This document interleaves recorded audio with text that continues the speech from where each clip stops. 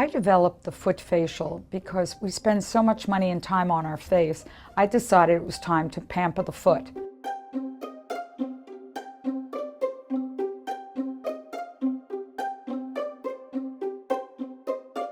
The foot facial, what it does is it exfoliates all the dead cells, and you can actually put some ingredients together yourself without spending a lot of money on products.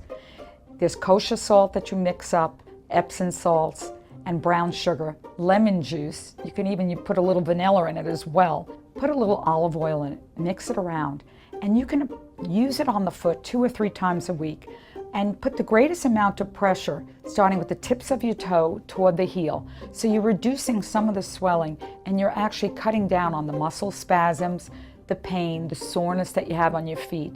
You moisturize also the nails and you moisturize the skin, because what happens is if you have calluses and they get very thick, your gait is abnormal. The callus material is not normal cells. They're actually dead cells.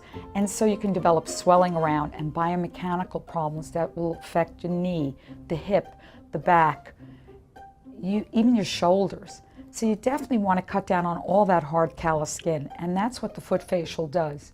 The olive oil is an excellent moisturizer, probably better than some of the very expensive moisturizers that we see on the market. Just apply that, try to do that once a day.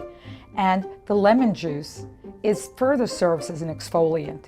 It's like a peel, similar to the glycolic peels that you use on your face. So remember to pamper your feet and perform a foot facial on yourself 2 to 3 times a week.